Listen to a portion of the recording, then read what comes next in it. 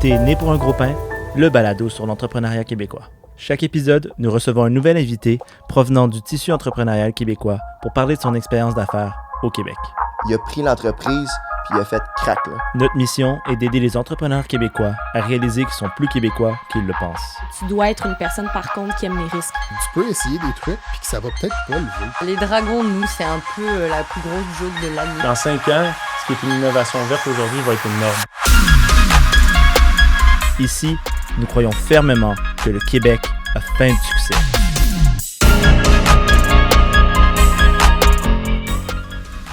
Pour ce 9e épisode, nous recevons Marie-Hélène David de Canva, commerce en ligne de sacs en cuir personnalisables, autant pour son style que son mode de vie, fondé dans la ville de Québec. Nous discuterons des différences entre l'expérience dragon francophone et anglophone, l'écosystème de la ville de Québec et le défi de débuter 2 entreprises en étant maman. Pour ce faire, voici vos co-hôtes. Hamza Garnati, stratège authentique, et Louis Palacio, entrepreneur idéaliste. Bienvenue à un nouvel épisode de Né pour un gros pain. Hamza, merci d'être avec moi. Merci Louis de continuer l'aventure. Merci. Puis aujourd'hui, on reçoit Marie-Hélène David de l'entreprise Canva qui font des sacs en cuir et en cuir végétalien, entre autres personnalisables, donc un commerce en ligne. Donc Marie-Hélène, merci d'être avec nous. Ben, ça fait plaisir. Ben, merci de venir, hein, vraiment cool. C'est bien apprécié. Donc on commence tout le temps par une question qu'on aime bien, qui part bien la discussion. Donc, quel type de pain es-tu, Marie-Hélène? Oui, je me suis posé la question en m'en venant ici. Je pense que je suis un pain au raisin. Ouais. Premièrement, parce que j'aime beaucoup le pain au raisin, mais aussi parce que je suis comptable de formation. Fait que souvent, le monde pense que je suis bien drabe puis bien plate. Mais à l'intérieur, tu sais, les raisins, c'est mon petit côté funky. Fait que ça me représente bien. Ouais. Donc, finalement, le fameux slogan des CPA que c'est pas plate, mais c'est pas plate. Il est c'est vrai. ça. C'est vrai. On a un fait réel. Ben, good. Ben là, je pense qu'on pourrait commencer avec la première section maintenant de comment tu gagnes ton pain. Donc, pourrais-tu m'expliquer justement c'est quoi Canva, puis comment a été le parcours de Canva pour que ça devienne à ce moment un succès quand même assez grandissant? Oui, exact. Ben, Canva, c'est une compagnie qui a été fondée il y a 4 ans presque maintenant. Puis, c'est ça. On fait des sacs sur mesure. Donc, les clients peuvent venir en ligne, personnaliser leur sac. Puis, ce qui est le fun, c'est qu'ils peuvent le visualiser en temps réel. Fait qu'en ajoutant les couleurs, tout ça. Et par la suite, le sac est fait directement pour la cliente. Puis, c'est expédié chez elle et même maintenant chez lui parce qu'on a lancé récemment une collection pour hommes. Là. Ben, exemple, on va dans le site Internet, mais justement, il y a quand même une option assez limitée qui est assez personnalisable. Est-ce que justement que cet aspect-là, c'est un peu l'avantage concurrentiel comparé, par exemple, à Matenat, qui a été notamment un pionnier, notamment par les sacs en cuir végétalien? Est-ce que c'était un peu justement comment vous vous différenciez sur la compétition? Oui, bien exactement, c'est ça. Tu sais, je pense que dans n'importe quoi, il faut avoir un avantage distinctif par rapport à nos compétiteurs. Puis nous, c'était vraiment la personnalisation. C'est avec ça qu'on a commencé. Au début, on faisait juste des sacs personnalisés. Puis en cours de route, on s'est fait demander des sacs plus standard. C'est pas tout le monde qui veut personnaliser son sac de A à Z. Là. Donc, on a dévié un petit peu, mais ça reste que le monde nous connaisse vraiment pour la personnalisation à la base. Puis c'est toujours au corps de ce qu'on fait. Fait que, ouais. Puis quand on parle de personnalisation, on parle de genre l'intérieur, peut être d'une couleur spéciale, l'extérieur en 2 shades selon la partie du sac. Puis justement, j'utilise ça smoothly pour faire le pont vers les dragons qui en ont reçu chacun un personnalisé. Puis justement, tant qu'à rentrer tranquillement, on parlait un petit peu de comment l'entreprise avance. Vous planifiez déjà faire un chiffre d'affaires de 300 000 en 2019-2020, je pense. Donc, comment ça se passe? Est-ce que ça roule? Ça grossit pas mal? Oui, bien c'est ça. C'est drôle parce que je pense que c'est ce qu'on a présenté, en effet, à notre passage à Dragon's Den récent. Puis, en fait, on a eu des meilleurs résultats que ça là, dans la dernière année. Donc, on est super contents de ça. Tu sais, on sous-estime des fois là, nos croissances. Des fois, on surestime la croissance. Des fois, on la sous-estime. Je pense que dans notre cas à nous, on sous-estime plus souvent qu'autrement. Donc, oui, ça va très bien. Là. On a une bonne année, puis ça continue, là, encore une fois. Est-ce que vous avez vu un impact concret après justement votre apparition à Dragon's Den, quand les chiffres ont augmenté? Oui, vraiment. Ben, tu sais, c'est sûr, nous, on a fait Dans l'œil du dragon, on a fait Dragon's Den, fait qu'on peut vraiment bien comparer les deux. Dans l'œil du dragon, c'est incroyable. Dans l'œil du dragon, là, on sous-estime l'impact que ça a. C'est 1 million de personnes qui écoutent ça presque en même temps. Nous, ça a inondé notre site. Notre site a craché. Notre modélisateur, il l'audait plus. Donc, c'est des ventes, là, c'est fou. Là, en 24 heures, 48 heures, c'est l'équivalent d'un mois de décembre, qui est normalement dans le retail notre meilleur mois, mais en 48 heures. Fait que, puis à partir de ce moment-là, nous, l'avantage, c'est qu'il y avait tellement de monde qui avait acheté des sacs puis qui en avait en main bien, après ça, quand ils le reçoivent, ils en parlent autour d'eux. Ouais, c'est Fait que ça. c'est exponentiel après ça. Donc, c'est des outils... Oui, tu sais, oui, on va chercher du financement dans ces shows-là, mais c'est un outil marketing aussi incroyable. Exact. Puis on a fait dans de Dragon's Den par la suite. Puis Dragon's Den, c'est pas le même engouement, du moins au niveau de l'entrepreneuriat. C'est le même nombre de personnes qui écoutent, mais on a vu moins d'impact immédiat. Mais là, on commence à le voir parce que là, on est sur Netflix, tout C'est ça. ça. Puis dès qu'on a apparu sur Netflix, on n'était pas au courant qu'on était rendu sur Netflix. Puis là, nos ventes canadiennes se sont mis beaucoup à augmenter. On comprenait pas au début. Puis finalement, à un moment donné, on a loadé. Là, c'était ça. Fait que oui, ça a eu un impact, mais moins immédiat pour Dragon's Den. Là. Mais ça, ce qui est intéressant par rapport à Dragon's Den, c'est que vous avez montré notamment votre statistique de 1% de taux de conversion. Donc, c'était beaucoup plus en termes avec le bouche à oreille qui était vraiment genre la clé en termes de marketing. Bref, vous sauvez énormément d'argent. Ouais. Donc, justement, est-ce que vous avez vu une emphase par rapport à ça après justement l'apparition avec Dragon's Den? Oui, bien, c'est sûr qu'après Dragon's Den, après ça, c'est la même chose. T'sais. Mais c'est sûr que ça a été beaucoup plus tranquille après Dragon's Den. Mais ça reste qu'il y a quand même plein de monde qui viennent sur le site pendant ce show-là. Puis je pense que l'important, là, n'importe quel entrepreneur qui va dans un show comme ça doit se dire, il faut par la suite que tous ceux qui sont venus sur mon site, je sois en mesure de leur repousser du marketing dans les jours qui suivent, dans les mois qui suivent. T'sais. Fait que même si on n'a pas, nous, on n'a pas fait les ventes qu'on pensait faire à Dragon's Den, là, pour être tout à fait honnête, mais on s'est dit, hey, il y a eu du trafic sur notre site, là, ben, on va essayer d'aller chercher ces ventes-là par la suite. T'sais. Fait qu'on a vraiment misé là-dessus, là, puis on ne s'est pas laissé décourager par ça. Là. Intéressant. Ouais. C'était prévu d'avance, votre stratégie? Vous avez dû comme racoler tout ça, votre stratégie de retargeting? Vous étiez prêt? Comment ça s'est passé un petit peu? Oui, par rapport à ça? C'est vraiment une bonne question parce que, tu sais, il y en a qui disent, moi, je passe à la télé, je vais profiter des ventes, mais nous, l'objectif, ça a toujours été d'aller chercher la plus longue traîne possible après une apparition dans ce genre-là. Fait que déjà, à l'avance, on prépare notre communauté, on les craint, tu sais, puis on leur donne des rabais, des incitatifs, tu sais, pour vraiment essayer de booster nos ventes, puis que les gens aussi qui viennent sur le site le soir même, ils se disent, OK, il faut que j'achète maintenant, sinon demain, peut-être que le deal n'existera plus, tu sais. Fait que on a vraiment toujours... On s'est toujours planifié, on a toujours organisé en fait notre marketing dans ces deux passages-là. Là. C'était super important pour nous. Tu ne vas pas dans l'œil du dragon 3 fois dans ta vie. Là. Tu y vas une fois, puis il ne faut pas que tu manques ta chute. Fait qu'on voulait vraiment tout mettre le paquet. Notre stratégie web était en ligne avec ça. Toutes nos infolettes étaient en ligne autour de ça. Notre marketing aussi. Donc, je pense que c'est important. Puis c'est là que tu as le meilleur impact là, par la suite. Là. Puis ça a bien, juste la partie dragon en itself, elle a bien fonctionné à Dragon's Den. Vous aviez même eu une offre de Jim. Tree Living. Merci. J'avais clairement J'ai oublié. étudié ça. Un des copropriétaires de Boston Pizza.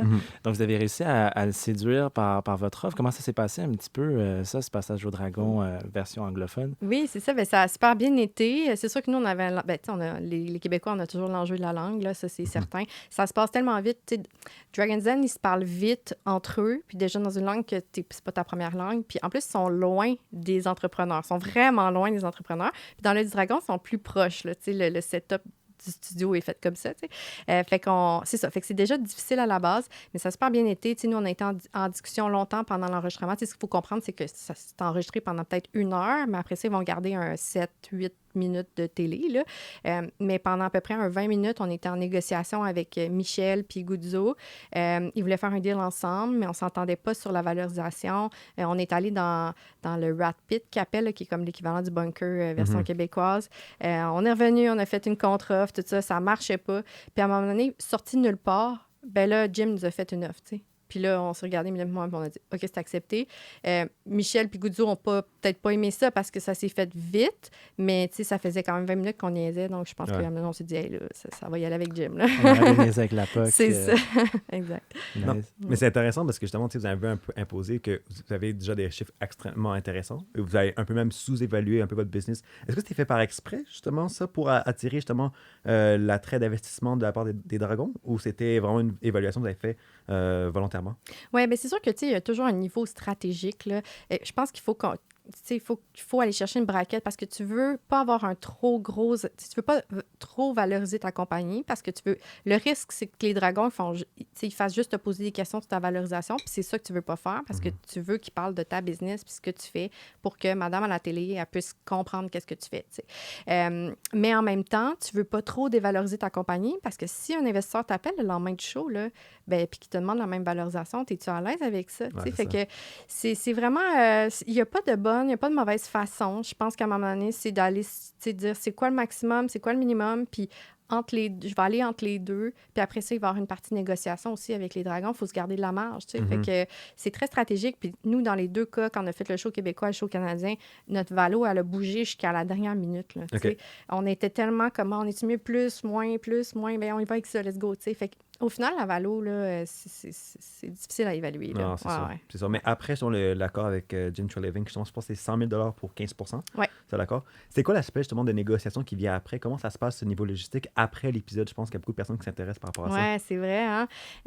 Oui, ben, tu sais, c'est sûr qu'après ça, ben, au niveau du show canadien, eux, ils appellent ça des family house, là, qui écoutent le show, puis ils regardent le show live, puis après l'enregistrement, tu sors du studio, puis après ça, c'est ces employés là, à Jim qui viennent te voir. Puis, ils te font signer, bien, tu peux la signer sur place, tu peux la signer rendue à la maison, là, mais ils te font signer après ça une entente comme quoi le deal est accepté puis qu'il va y avoir un due diligence. Puis le due diligence, c'est là où ils commencent à regarder tes chiffres. Puis, ils vont aller valider si ce que tu as dit à la télé, c'est vrai. Parce que ça, c'est pas tes chiffres sont pas validés avant le show. Fait que, à la limite, là, tu peux aller là puis dire « J'ai 3 milliards de ventes. » Puis, c'est pas vrai. Là. Après ça, ils vont-tu vraiment te croire? Ça, c'est l'autre affaire. Fait que, tu sais, c'est ça. Mais si tu veux faire un deal, après ça, ils vont ouvrir tes livres, puis ils vont aller checker si tu disais vrai. Puis ils vont aller plus loin encore, c'est qu'ils vont regarder, ils vont s'asseoir avec toi à chaque mois, pendant 6 mois, exemple, voir si tu suis la croissance que tu leur as vendue. T'sais. Fait que c'est quand même exigeant comme processus. Mais tu dois aussi traduire, right, tes chiffres? Oui, c'est ça, exact. Parce que là, c'est en anglais, parce que nous, tous nos états financiers, notre comptabilité est faite en français. Là, on n'a jamais pensé un jour avoir à faire ça en anglais. Puis, maintenant, je le sais qu'il faut que je le fasse en anglais. Ça a été ça a été une erreur.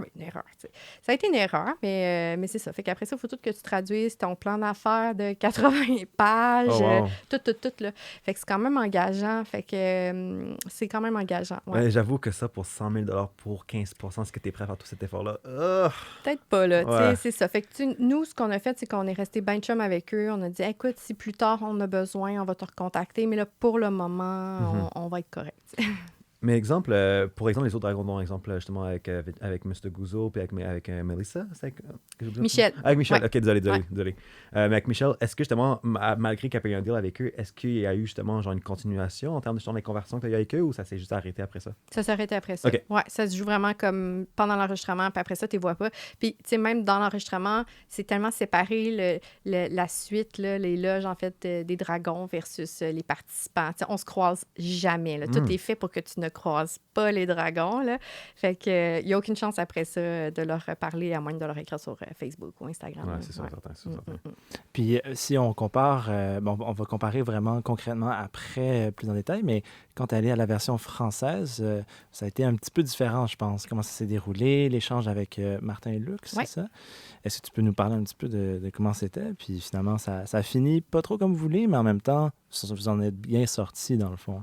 Oui, c'est ça, parce que nous, à ce moment-là de la vie de l'entreprise, on était vraiment à la recherche d'actionnaires. Donc là, c'était vraiment important pour nous d'aller mettre une bonne valorisation puis de ne pas déroger de notre valorisation tant que ça à la télé. Martin Luc nous avait fait une offre avec des royautés. Il faisait toujours ça. On savait qu'il allait venir avec ça.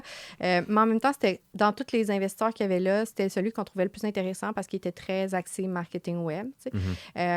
Donc finalement, ben écoute, on n'a pas réussi à s'entendre. C'est pas plus grave que ça. Puis le lendemain de l'enregistrement télé, nous, on avait déjà des offres là, de nouveaux investisseurs. Fait que finalement, ça a bien fait qu'on garde notre valorisation, puis même qu'on dise non à la télé, parce qu'il y a des investisseurs qui ont dit OK, ils ont dit non, donc ils ont encore besoin, je vais les appeler. Fait que ça, on s'en est pas rendu compte sur le coup, mais après coup, ça a été super positif pour l'entreprise de l'avoir fait de même. Là. C'est quasiment un petit conseil à donner aux autres qui vont passer par cette espèce de moyen de financement qui est finalement Dragon's Den ou l'Œil de Dragon, c'est rester proche quand même de sa valorisation. Peut-être qu'après, ça va payer. Oui, exactement. C'est vrai. Puis c'est sûr qu'on se dit, quand tu vas dans le dragon, il faut que tu aies un deal. Les gens vont plus t'aimer à la télé. Puis en même temps, tu ne veux pas échouer à la télé. C'est risqué d'aller là. Veux pas, là, c'est un risque que tu prends à chaque fois que tu vas tu vas dans un show télé comme ça, là. Mais en même temps, c'est ça. Je pense qu'il faut rester proche de son objectif. Il faut garder en tête c'est quoi son objectif en allant là. C'est juste de faire du marketing, c'est d'aller chercher l'investissement ou c'est peut-être d'aller chercher un investissement ailleurs que dans le dragon. Fait que, ouais, mais oui, il faut vraiment penser à tout ça. Il faut être préparé. Là, tu ne vas pas là du jour au lendemain. Puis, Mais est-ce que tu vois plusieurs apparitions sur d'entrepreneurs qui font justement ces erreurs quand ils passent à l'œil du dragon, soit une évaluation trop petite ou, exemple, qui ne pensent pas assez à long terme par rapport à leur apparition avec ça? Oui, je pense que oui, parce que, tu sais, des fois, là, on va voir des deals là, de genre, moi, ça me fait capoter, des deals de genre 15 000 $ pour 25 % de la compagnie. Mais tu sais, juste une convention d'actionnaire, là, ça coûte environ 7 000 $, tu sais. Fait que là, tu fais un deal pour 15 000, et là, la convention va te prendre 7 000, il va te rester 7 500 dans tes poches, tu sais. C'est-tu vraiment intéressant? Puis après ça, tu vas en avoir besoin encore d'argent pour grandir. Là. Tu sais, c'est pas vrai que tu en as besoin juste en mode start-up. Tu vas en avoir besoin dans 4 ans, tu vas en avoir besoin dans 6 ans. Tu sais. Fait que là, tu as laissé tellement une grosse part d'action. Puis est-ce que tu vas rester motivé aussi après, là, quand une fois que tu as donné, je sais pas, 30 % de ta compagnie, là, ça reste que faut y penser. Tu sais, il faut être à l'aise aussi à ce que quelqu'un rentre dans la compagnie puis te dise qu'il faudrait peut-être que ça marche comme ça. Puis, fait que c'est pas pour tout le monde. Je pense que, ouais, il faut... Intéressant. Louis, je sais pas pour moi, mais je pense que ça paraît la perspective comptable. Comment tu Mes bas bruns. Les bas bruns. Mais non, mais c'est quand même intéressant parce que justement, tu sais, je pense que c'est aussi la force un peu des Canva quand t'apparais à Dragon's Den puis à l'œil du dragon, c'est que justement, c'est que tu connais bien tes chiffres. Ouais. Un point même qui te donne pas trop de questions parce qu'ils savent que justement, tu as une forme de crédibilité. Ouais. Tu sais, après tout, un CPA, un CMA, un MBA à l'Université Laval, bonjour les rouges et or, mais c'est comment tu peux voir l'impact justement de ton éducation en comptabilité puis en finance à travers justement ton parcours en entrepreneuriat ici? Oui, c'est vrai. Puis c'est vrai parce que au départ, moi, je me disais, je m'en vais en comptabilité pour être comptable. Là. Puis je suis arrivée sur le monde du travail, je me suis dit, hey, c'est tellement plate. Là. Puis je me vois pas compter, faire ça toute ma vie. Mais en effet, ça ouvre bien des portes. T'sais. Puis c'est tellement intéressant d'être entrepreneur comptable. Je pense que c'est à double tranchant là, parce qu'on compte beaucoup trop des fois. Okay. Puis juste en termes de marketing, on va être obsessif à dire, OK, là, j'investis là, ça va me rapporter combien? Je suis mieux? T'sais. On est toujours en train de calculer notre taux sur investissement. Oui, c'est important, mais des fois, tu fais du marketing puis tu n'es pas capable de monétiser exactement ce qui va te rapporter. Fait que ça, moi, ça joue contre moi souvent. Mais sinon, ça joue pour moi, là, la comptabilité, dans le sens où quand tu vas chercher du financement, des investisseurs, personne ne va te poser de questions sur tes chiffres. Personne. Puis des fois même, je vais retourner dans mes états financiers, dans mes prévisionnels, je vais faire « Ah, j'avais fait une erreur, là. » Mais personne ne m'a challengé là-dessus, tu sais. Fait qu'ils font confiance à ça à partir du moment que tu as les lettres à côté de ton nom. Puis c'est vrai que ça vient crédibiliser, là. Mais tu sais, c'est ça. Je pense que c'est un avantage. C'est une corde à mon arc, là. Mais c'est sûr, certain que, tu sais, quand on voit qu'exemple, et ça, je pense que c'est une des plus grandes forces, justement, de la comptabilité, c'est que, tu sais, il y a le nombre de PDG, le nombre d'entrepreneurs qui sont à succès, qui ont été des CPA. Il y a beaucoup justement d'étudiants qui commencent leur carrière justement dans le Big Four, justement pour commencer dans un peu la partie un peu difficile de l'audit, puis après, par la suite, commencer dans leur plan entrepreneurial après avoir obtenu leur certification CPA.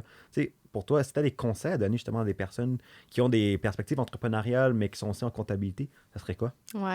Bien, c'est sûr que là, je pense que le programme un peu... Moi, je pense que j'avais pas de stage à faire en sortant. Puis moi, j'ai commencé à travailler, mais j'aurais donc bien dû me lancer tout de suite. Parce que, tu sais, tu commences à travailler, tu t'installes dans un salaire, 60, 65, 70 000. Puis là, bon, c'est confortable, 70 000. Puis là, boum! Tu deviens entrepreneur, zéro.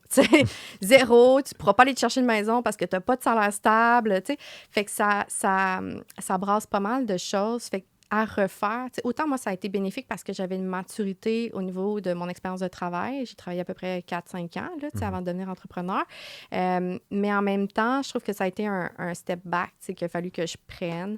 Puis, il y a beaucoup d'enjeux autour de tout ça. Là, fait que à refaire, là, si je sortais de l'école, je me lancerais immédiatement. T'sais, encore là, il faut avoir l'idée, il faut avoir le bon projet aussi. Là. C'est pas juste de dire je lance quelque chose puis je sais compter. Là. C'est de dire j'ai la bonne idée d'entreprise, mais ne pas attendre trop longtemps. Je pense que c'est la meilleure. Mais il faut aussi avoir aussi une tolérance de risque aussi. Puis aussi, quand tu es jeune, c'est aussi réaliser que, je pensais que quand, exemple, surtout quand on sort de l'université, c'est ben je vais aller à cette carrière-là, cette carrière-là. Mais parfois, il faut aussi réaliser que, on est jeune, donc on peut prendre plus de risques. Et surtout pour les comptables, qui est un peu plus risk-adverse d'habitude, c'est quand même plus différent de comment tu positionnes les choses. Oui, non, c'est vrai. Non, définitivement. Puis moi, en tout cas, quand on est à l'école, on n'a pas d'argent. Puis là, tu sors de l'école, puis tu dis, jamais je vais aller moi, être entrepreneur puis encore faire pas d'argent. Tu sais, c'est un peu le... Parce que c'est vrai là, que les premières années d'entreprise, des fois, il y en a qui c'est très lucratif, mais parfois, ça ne l'est vraiment pas pendant comme 2-3 ans, puis il faut être réaliste par rapport à ça. Fait que je n'étais pas prête à ça quand je suis sortie de l'école. J'avais besoin de rentabiliser mes dettes d'études, puis fait que je suis allée travailler. Tu sais. Mais avec du recul, là, j'aurais peut-être dû attendre un peu avant d'acheter ma première maison. C'est ça. Intéressant. Ouais. Mais je trouve ça nice que ça vienne en plus d'une comptable, que ce genre de conseil-là qu'on n'imaginerait pas de le profil bas brun là, naturellement. Là, donc, ça lui donne encore plus de poids, là, je pense. Ouais. Donc, c'est vraiment intéressant. Puis, donc, maintenant qu'on est pas mal dans la section l'argent du beurre, on voulait parler un petit peu, je reviens au dragon, mais un peu comme la différence entre le Dragon's Den canadien puis l'œil du dragon québécois. Ouais. On voulait voir tes perspectives. On a parlé un petit peu avant l'épisode.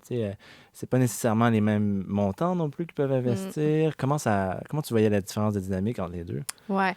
Ben, tu sais, déjà en partant, je pense, puis je serais curieuse de savoir c'est quoi les moyennes d'investissement dans l'œil du dragon versus Dragon's Den. Là. C'est peut-être une donnée que quelqu'un a comptabilisée quelque part sur Internet. Là. Mais j'ai l'impression que dans l'œil du dragon, c'est vraiment moins élevé. Puis quand tu montes le show avec la production, pendant ton parcours, avant d'aller enregistrer la production, ils vont toujours te contacter, voir comment tu t'évalues, Bon, ils vont essayer de t'accompagner là-dedans, puis ils vont challenger sur ta valo, puis ils vont te rappeler que les dragons, ils n'ont pas non plus les poches méga creuses, là, ils vont te le rappeler. Alors que Dragon's Den, on s'entend, c'est du monde qui ont énormément d'argent, fait que c'est tellement pas les mêmes...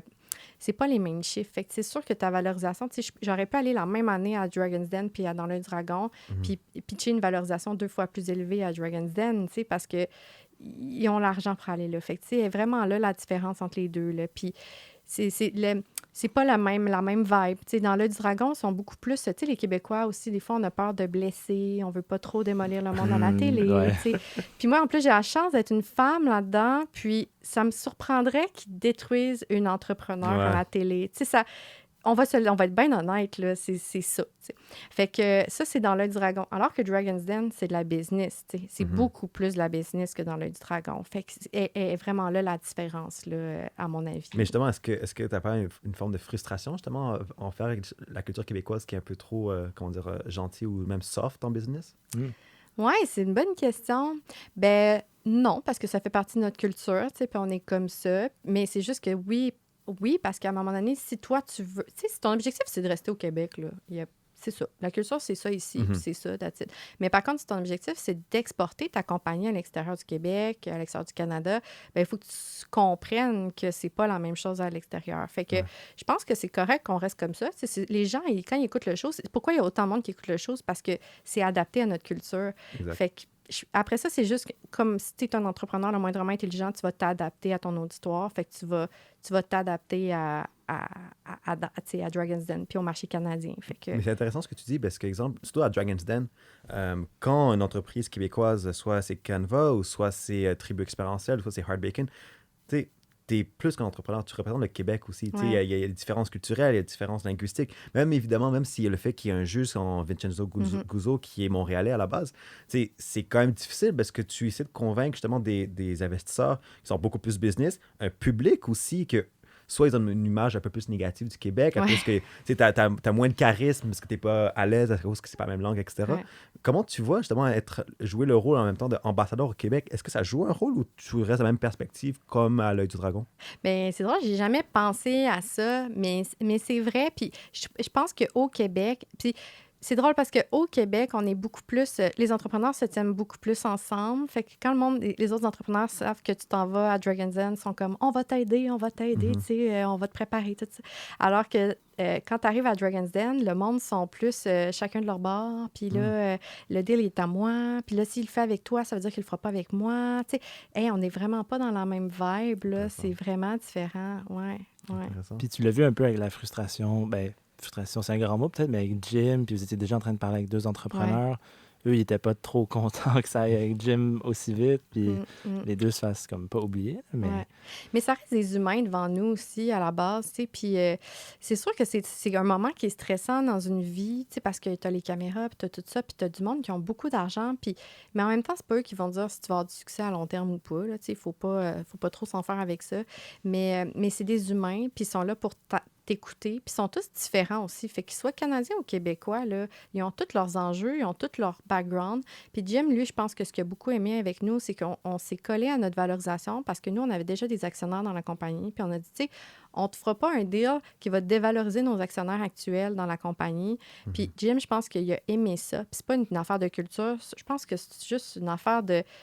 Ben lui, quel genre d'entrepreneur il est versus les autres, tu sais. Puis lui, il a compris ça, puis s'est dit, ah, crème, si les filles sont capables de backer leurs actionnaires actuels, ben ils vont être capables de me backer dans le futur, tu sais. Fait que il a aimé ça, puis c'est ça qu'il a parlé. Tu sais, c'est pas qu'on soit québécois ou qu'on soit canadien. Je pense qu'à un moment donné, c'est juste parce que, ben, bon, ça faisait du sens ce qu'on avait à dire. Fait que, Il y avait aussi, je devine aussi la valeur ajoutée que oui, vous vous êtes porté comme une entreprise B2C, mais il y avait aussi une possibilité de B2B aussi à Expand. Est-ce que justement, tu as eu à montrer ce volet-là, pas Jim? Oui, c'est ça. Lui, en effet, là, il voulait. C'est ça qui l'intéressait le plus, c'est de voir le potentiel B2B dans cette compagnie-là. Parce que oui, on fait des sacs personnalisés pour des consommateurs, mais on peut en faire pour des entreprises aussi. Puis c'est là qu'on va chercher nos meilleures marges, c'est là qu'on va chercher nos meilleures ventes. T'sais, on est capable de faire un lot, faire une vente, mais avec des plus gros montants. Fait que lui, il avait vraiment aimé ça. Fait qu'il voyait un potentiel là-dedans, puis il n'y avait pas tort. Là. OK, intéressant. Je quitte Dragon's Den Canada, puis je le ramène vraiment local, puis je le ramène à la ville de Québec. Parce que Canva, c'est parti de la ville de Québec. Là. Oui. Donc, tu pourrais-tu nous parler un petit peu de comment tu vois l'écosystème à Québec? Est-ce que tu t'as profité de certains organismes en place? Justement, la communauté vraiment ville de Québec. Oui. Ben, tu sais, je connais un peu l'environnement, l'écosystème, en fait, à Montréal, là, mais je connais surtout, en effet, celui de Québec. Puis, tu sais, nous, on est tellement soudés, les entrepreneurs de Québec, on est tout le monde ensemble. Puis, on a quand même beaucoup de programmes, nous, dans la ville de Québec. On est super chanceux. On a accès à des subventions qui payent jusqu'à 50% de pas mal de dépenses. C'est un méchant levier aussi quand tu vas chercher de l'investissement, parce que tu es capable de leur dire en partant, tu sais, écoute, tu me donnes 100 000 dans ma business, mais moi, ça me permet d'aller chercher un autre 100 000, tu sais, pour faire un projet de commercialisation. Fait que déjà, les investisseurs, ça leur parle. Ils se disent, ah ben oui, tu sais, ça vient diminuer de moitié leur risque. Là. Fait que c'est super intéressant. Puis ça, la Ville de Québec, là, ils ont des super beaux programmes. Le seul enjeu, c'est qu'après, il faut que tu démontres que tu es dans un secteur de choix de la Ville. Tu sais. Puis la Ville de Québec qui encourage beaucoup là, les jeux vidéo, l'optique photonique. Tu sais. Puis nous, chez Canva, on a toujours été entre le web et le retail. Tu sais. Puis ça fait longtemps qu'on a arrêté de dire qu'on fait des sacs. Tu sais.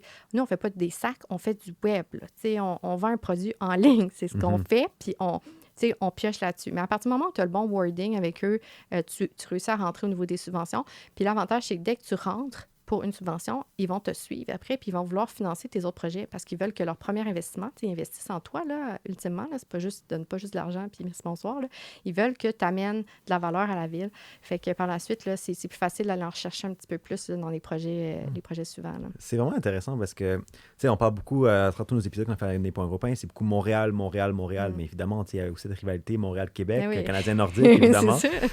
Mais qu'est-ce que tu penses que l'écosystème entrepreneurial de la Ville de Québec fait différemment pour bien ou pour mauvais comparé à l'écosystème montréalais? Et qu'est-ce qu'on peut justement en tirer de leçons de ce que vous faites à la Ville de Québec? Bien, je pense que juste à la base, là, tu sais, Québec, c'est vrai que c'est un gros village. Là. Le monde, tu sais, c'est plus facile de connaître tout le monde. Fait que déjà, c'est plus facile de regrouper tous les besoins sous le même toit. Alors que Montréal, il y a tellement d'entreprises à aider.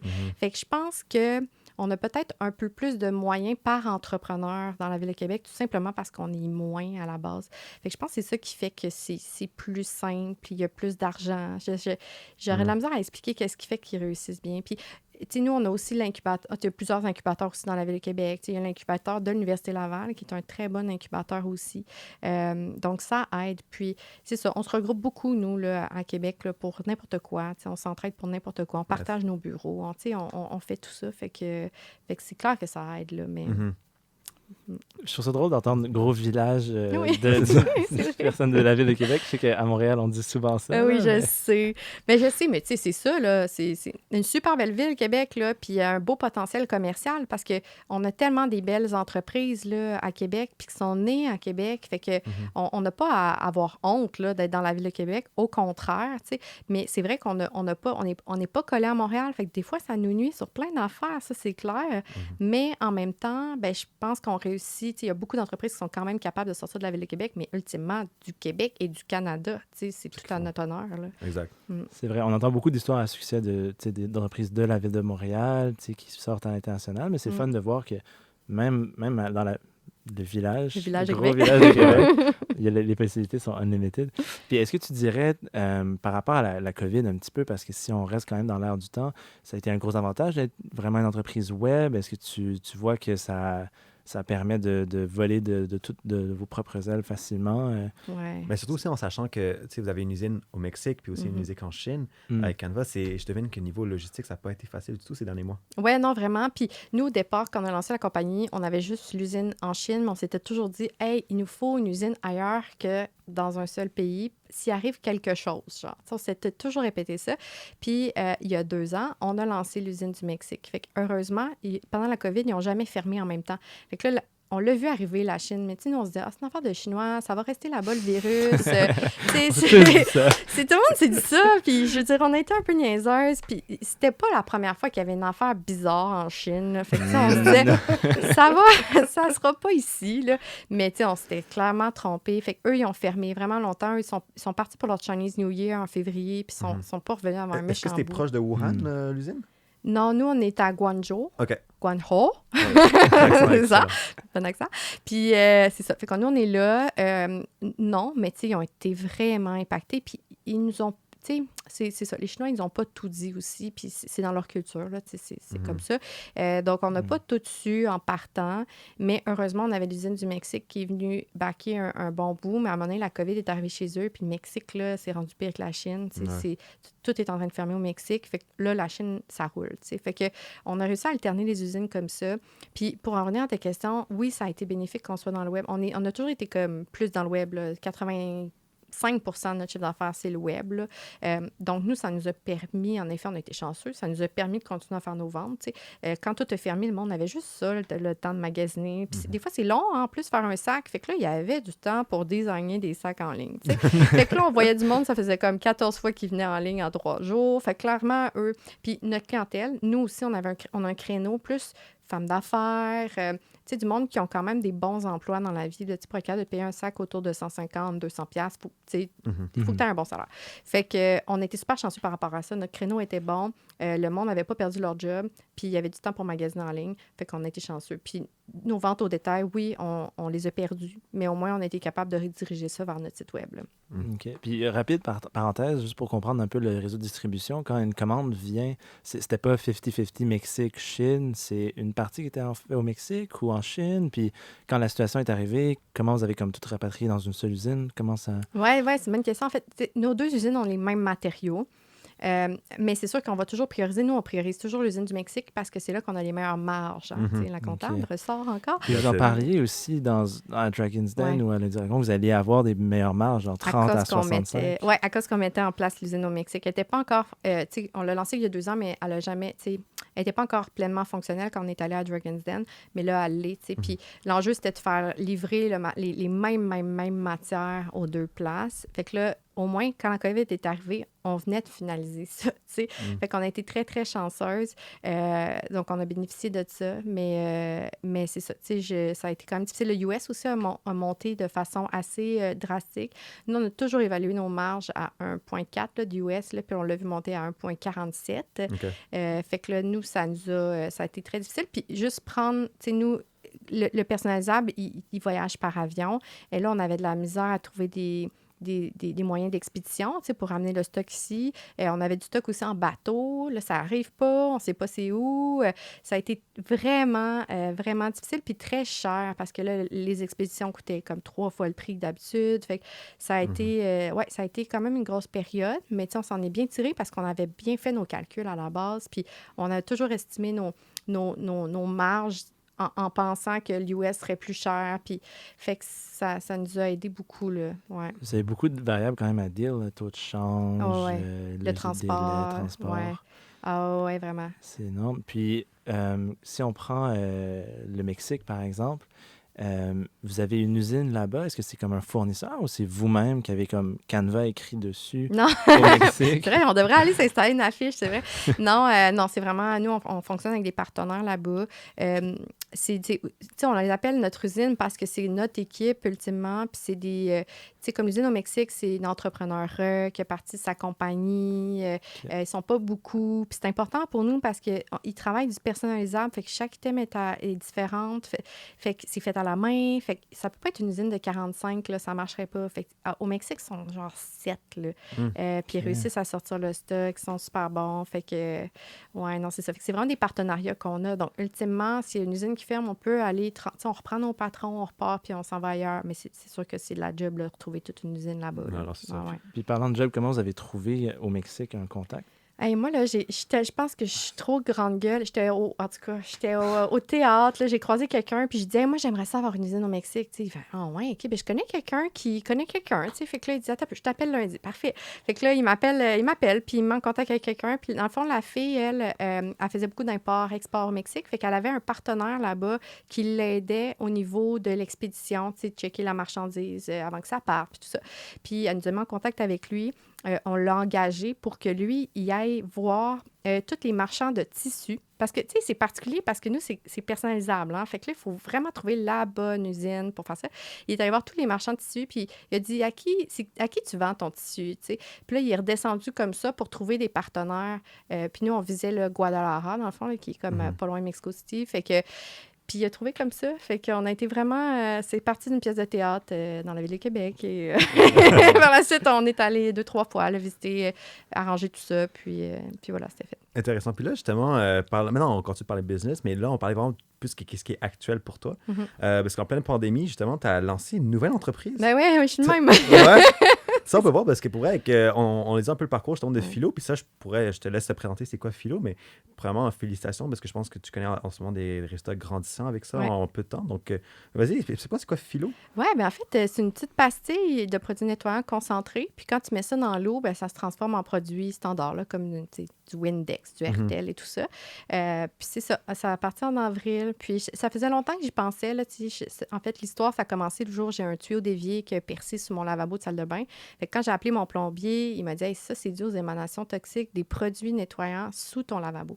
Puis moi, ça a tellement été un choc. Tu sais, un tuyau en métal, se faire percer comme ça, je pensais même pas que c'était possible. Puis là, j'étais ri de moi. J'étais allée voir sur Internet, puis il y a tellement de monde qui ont ce problème-là. Puis dans des rapports d'inspection aussi de maison, quand tu achètes une maison, c'est souvent là, comme quoi les produits nettoyants sont mal entreposés. Puis l'enjeu aujourd'hui, c'est que les maisons sont de plus en plus hermétiques. Fait que tout ça, ça reste dans la maison. Puis tu sais, je me suis dit, hey, si c'est quand des personnes tuyaux déviés, tu sais, imaginez l'impact que ça peut avoir sur notre santé, sur celle de ma famille, sur la planète. C'était majeur. Puis là, j'ai commencé à faire des produits avec du vinaigre et du bicarbonate de soude. Ouais. Ça sent vraiment pas très bon. Puis en plus, ça lave pas full bien. Fait que à travers tout ça, j'ai surtout réalisé là, que 95% du produit ménager, là, c'était de l'eau. Fait que je me suis dit, pourquoi on continue à transporter de l'eau de même? Là? C'est illogique. Et c'est aussi le plastique, là? C'est tellement un putain de gaspillage. Mais oui, c'est ça, la bouteille de plastique puis l'eau. C'est vraiment un non-sens pour moi. Là. Et j'ai commencé à penser à l'idée. J'ai mis ça en place. Puis en avril, c'est ça. Ça lançait en avril, en pleine pandémie. Puis j'ai dit, check, ben c'est pas grave, on l'essaye. Puis on verra où est-ce que ça va nous mener. Puis tu vois, en 8 mois d'opération, c'est 400 000 $ de chiffre d'affaires. C'est 100 points de vente.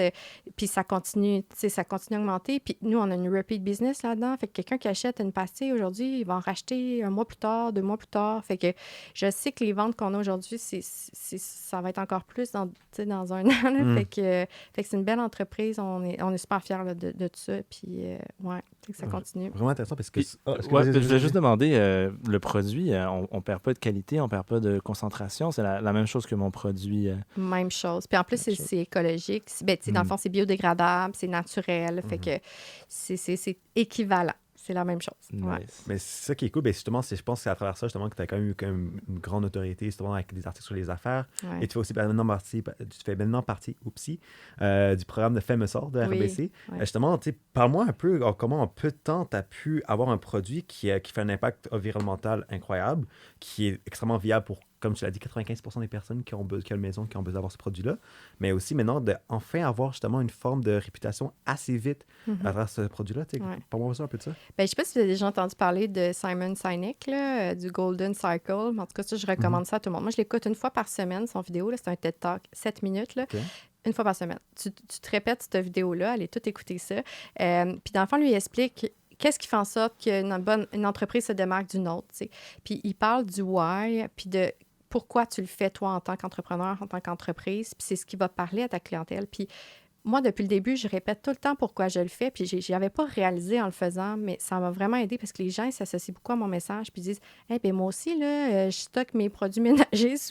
Tout le monde est touché par sa santé puis sur la santé de la planète. Puis en plus, quand on leur dit ben moi, j'ai une solution, ça coûte pas plus cher, puis en plus, ça sent bon, tu sais, puis ça lave. Fait que le choix est facile. Fait que c'est vraiment... Ça a tellement été facile de convaincre les gens. Puis moi, j'arrive d'une business excessivement compétitive dans la mode, là, tu sais. Essaye de convaincre quelqu'un d'acheter un sac, là, tu sais, il faut que tu sois convaincant là, dans ton approche. Et là, j'arrive avec un produit que c'est tellement une évidence que... Puis moi, j'arrive avec mon gros marketing, essayer de convaincre, mais j'ai même pas besoin de convaincre, c'est juste pourquoi je le fais, c'est assez convaincant pour n'importe qui. Mais le truc, par contre, c'est que là, tu rentres dans un marché de niche, mais est-ce que ça reste une niche pendant très longtemps? Parce que, exemple, une entreprise comme Procter & Gamble, ils ont justement un R&D assez développé pour essayer de, justement de te rivaliser par rapport à ça. T'sais. Comment tu vois par rapport à l'arrivée prominente de la compétition par rapport à ton marché? Oui, définitivement, je suis certaine qu'ils vont chercher à le faire, là, tu sais. Mais en même temps, c'est... Tu sais, comme actuellement, on est en propriété intellectuelle pour certains aspects de notre procédé. Fait que oui, il pourrait y arriver d'une certaine manière, mais tu sais, on en revient au why. Tu sais, pourquoi P&G le ferait? Tu sais, il le ferait peut-être pas avec le souci environnemental que nous, on le fait, tu sais, puis avec la vraie histoire derrière. Puis oui, ils vont pouvoir en vendre, ils ont le réseau de distribution, mais ultimement, moi, ce que je vends, c'est pas des produits nettoyants. Tu sais, c'est un mode de vie, c'est un virage écologique. Tu sais, c'est tout ça. Alors que si P&G commence à vendre ça, eux, ils vendent des produits nettoyants. Mais c'est quand même intéressant que ton angle de bataille pour l'instant, c'est l'aspect légal, justement, essayer de garder une forme de brevet, quoi que ce soit. Parle-moi un peu justement de ce processus-là. Est-ce que c'est extrêmement complexe pour tout entrepreneur qui essaie justement de faire un brevet? Parle-moi un peu de quoi ça ressemble. Oui. Ben moi, je trouve ça très complexe parce que c'est la première fois que je passe par là. Je pensais jamais dire un jour que j'aurais mon nom sur un brevet. Là. C'est quand même particulier.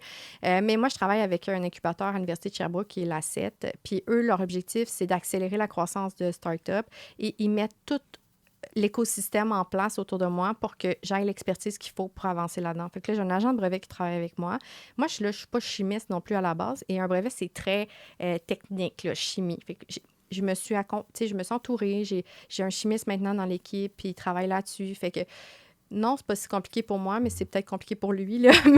Mais c'est ça. Fait que je pense qu'à un moment donné, c'est juste de bien s'entourer, d'aller chercher les bonnes ressources autour, puis d'être capable d'évaluer, puis n'importe quoi. Il y a plein d'affaires qui sont brevetables, puis on le sait pas, là, mais c'est juste qu'il faut trouver le bon angle, de la bonne façon, puis tout ça. Puis voir aussi en bout de ligne si ça vaut vraiment la peine d'aller chercher un brevet.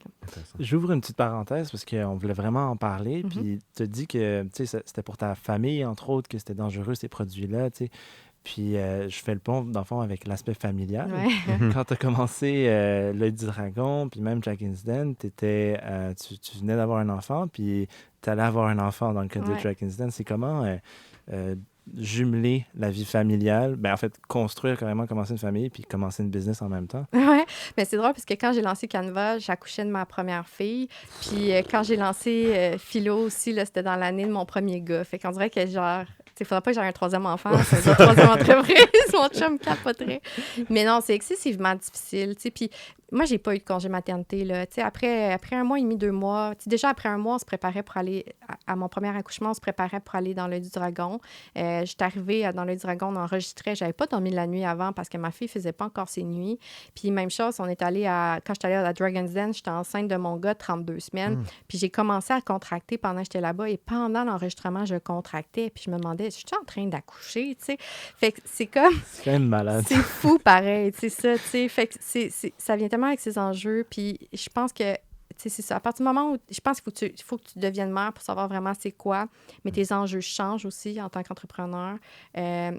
C'est encore plus une nécessité de rentabiliser ce que tu fais, rentabiliser ton temps aussi, parce que tu veux passer du temps avec tes enfants. Mais en même temps, moi, ça m'a fait une latitude. Quand il y a eu la pandémie, là, tu sais, moi, j'avais pas un boss à appeler le matin pour dire « parce que je peux pas rentrer, j'ai mes 2 enfants, on n'a pas de garderie », tu sais. J'ai été avec mes enfants pendant, tu sais, 2 mois, 3 mois, là. Puis oui, ça a été difficile parce que tu regardes pas tes courriels pendant ce temps-là, tu es Les occupé à enfants autre qui courent chose. partout. C'est ça.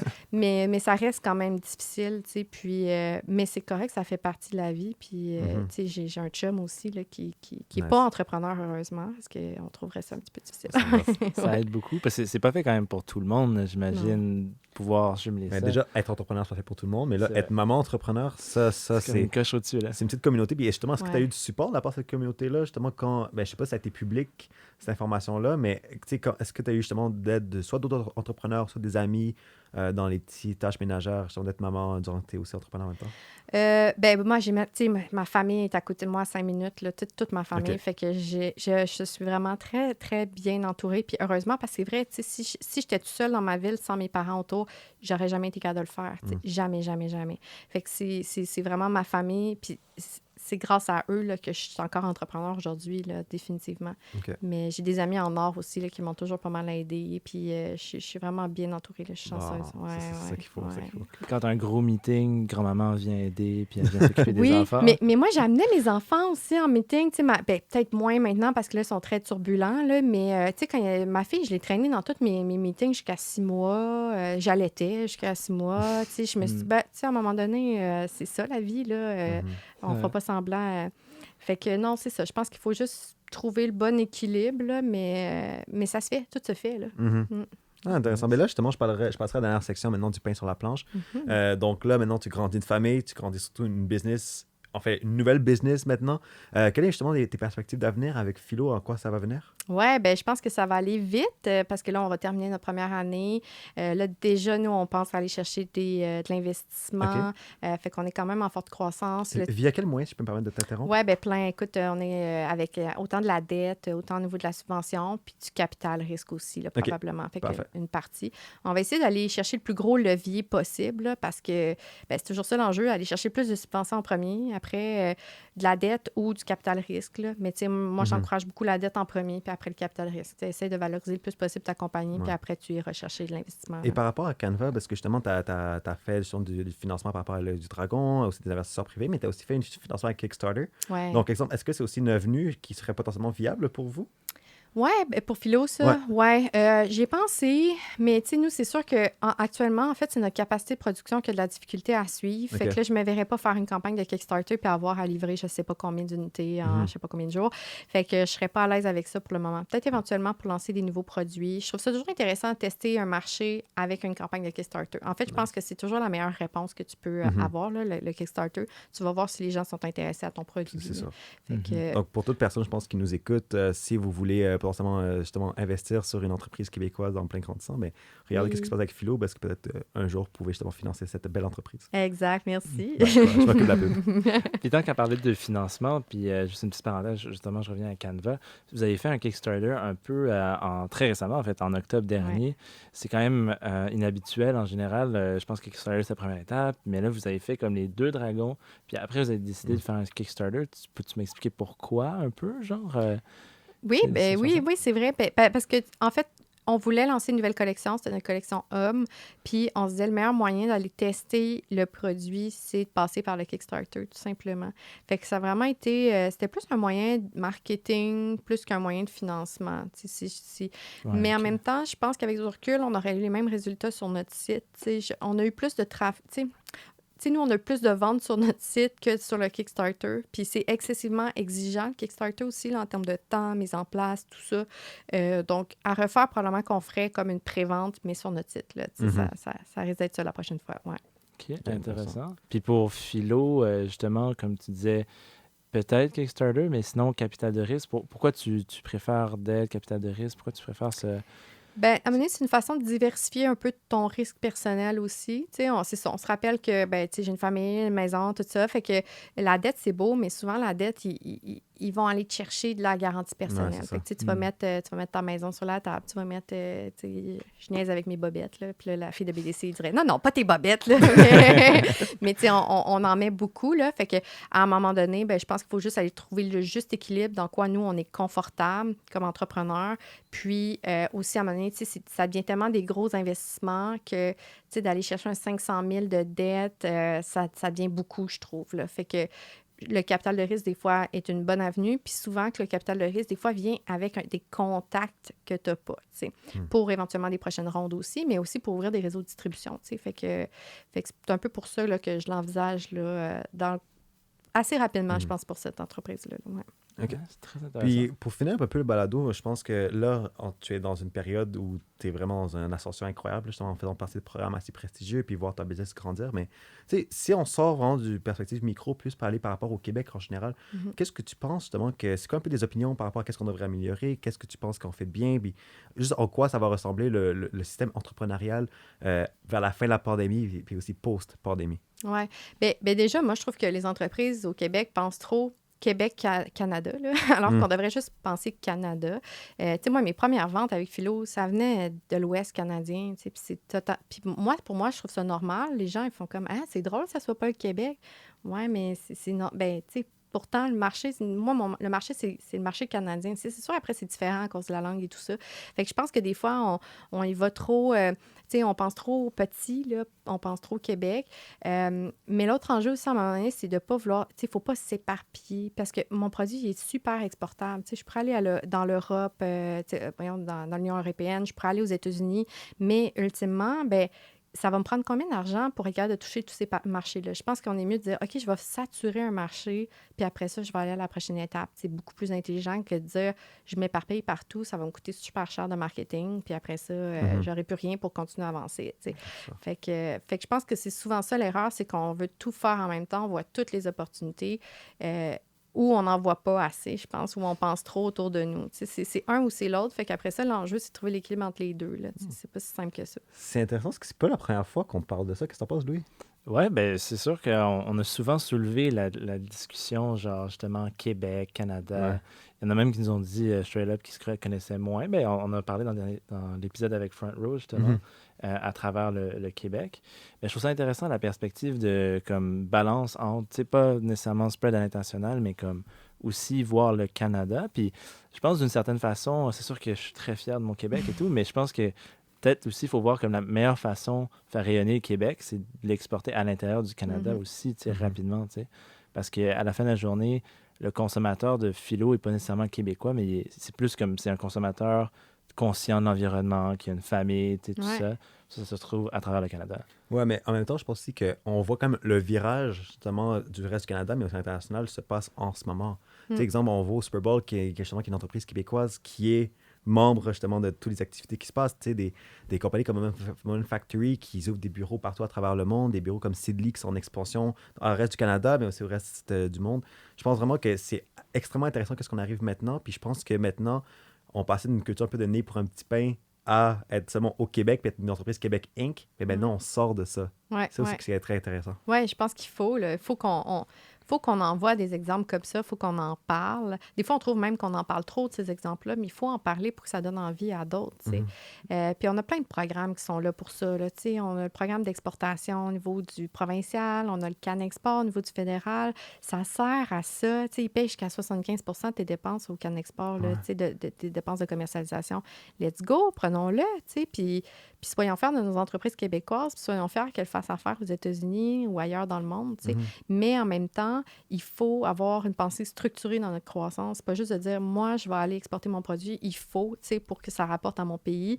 Il faut aussi le faire de façon intelligente. Puis des fois, c'est ça. Je pense qu'il ne faut pas que les entreprises aillent trop vite non plus. Là. Mais c'est intéressant ce que tu parles justement d'un programme qui est assez important, mais qui est peu connu. Mais est-ce que tu penses justement que l'écosystème entrepreneurial au Québec manque de visibilité et aussi comme qu'est-ce qu'il faudrait justement pour que ce soit un fait plus populaire aussi pour tous les entrepreneurs, même monsieur, madame, tout le monde au Québec? Oui, mais je pense pas que je suis la bonne personne pour te répondre parce que je suis tellement dedans que moi, je me dis c'est une évidence. Tout le monde sait ça. Mais c'est vrai que quand tu lances jour 1, tu n'as aucune idée c'est quoi les programmes qui s'offrent à toi. Il faut que tu cherches. Il faut que tu cherches sur Google. Il n'y a pas une place qui dit voici tout ce que tu pourrais aller chercher, autant en bourse. Là, on oublie souvent, mais il y a plein de bourses aussi là, d'entrepreneurs. Là, il suffit d'aller pitcher. Tu peux gagner 10 000, 25 000. Fait qu'il y en a beaucoup des affaires comme ça. Là, fait que il faut... Le monde qui dit que c'est excessivement difficile de se financer, Moi, je pense pas que c'est vrai. Je pense que c'est facile au début. Ça va être difficile après 3 à 5 ans. Je pense qu'on tombe dans une craque là, à un moment donné. Là, entre la start-up et la croissance là, réelle, là, il y a vraiment une grosse craque. Puis c'est là qu'il faut venir aider nos entrepreneurs. Puis je pense que c'est là aussi qu'on perd les entreprises dans leur croissance vers l'extérieur du Québec. Parce qu'ils ont réussi à faire un bon bout au Québec dans les 3 premières années. Puis après ça, boum, ils veulent aller ailleurs, mais ils n'ont plus d'argent. Fait que c'est là que ça devient difficile. Fait que je pense que c'est là qu'il va falloir que le gouvernement ait compensé. Là. Intéressant. Ben, je pense que ça fait pas mal le tour des 3 sections. Ouais, sinon on pourrait parler encore des heures. Exact. On va se calmer. Puis on veut laisser du temps aussi à Marie-Hélène de... Hamza, je te laisse ton bout. C'est mon bout, mais regarde, c'est simple, c'est toujours une petite tradition ici. Tu vois qu'on a des caméras ici. Ouais. Donc, la caméra devant toi, dis-moi où on peut te suivre, Philo, aussi tes plateformes sur les réseaux sociaux, etc., pour toute personne qui serait intéressée à tes produits. Où te suivre? Oui, bien premièrement, vous pouvez suivre Canva, K-A-N-E-V-A-S, sur Facebook, Instagram, sur notre site. Et Philo, bien sûr, filo.earth, sur Internet, sur nos réseaux sociaux aussi. Vous pouvez nous écrire si vous avez des questions, ça fait toujours plaisir. Là. Je réponds presque personnellement à tous les messages. Puis Louis, où on peut suivre Né pour un gros pain? Ben, ceux qui ne le regardaient pas déjà en live, on est sur YouTube, mais on est aussi sur toutes les plateformes de streaming. Récemment, Amazon Music s'est rajouté également, mais Spotify, toutes les autres aussi, Google Podcast, Apple Podcast. Ouais. Puis sinon, tous les réseaux sociaux aussi, Facebook, Instagram. Puis bientôt, on va pouvoir, LinkedIn aussi, mais on va pouvoir découvrir TikTok et les Reels qui s'en viennent. Si ce n'est pas déjà fait, en fait, ceux qui sont déjà là, vous pouvez aller les consulter aussi. On se lance à l'heure du jour. Mais surtout, n'hésitez pas à vraiment nous partager vraiment les commentaires, comment est-ce que vous avez apprécié l'épisode. C'est aussi un des enjeux qu'on a discuté. Si vous voulez continuer la conversation, mais n'hésitez pas à aller dans les commentaires de nos épisodes. Et aussi, évidemment, ça serait un bon petit service de nous laisser un 5-star ou un 4-star review, peu importe sur Apple Podcasts ou sur Spotify. Ça vous aide énormément à grandir le mouvement de Né pour un gros pain. Alors sur ça, Marie-Hélène, un énorme merci d'avoir participé. Puis ça a vraiment été un gros plaisir que tu sois partie ici de Né pour un gros pain. Merci. Alors sur ça, au prochain épisode. Yes. Merci 1000 fois d'avoir écouté un autre épisode du balado Né pour un gros pain. Tu t'es rendu jusqu'au bout, tu es officiellement un affamé. Tu nous aiderais énormément si tu pouvais aller sur Apple Podcast et nous laisser un commentaire et une note. N'hésite pas à laisser une question pour notre invité. Tu cours la chance de gagner un prix qui sera révélé très bientôt. Maintenant, la balle est dans ton camp. Et oui, parce que la conversation ne s'arrête pas ici. On se revoit très bientôt pour le prochain épisode.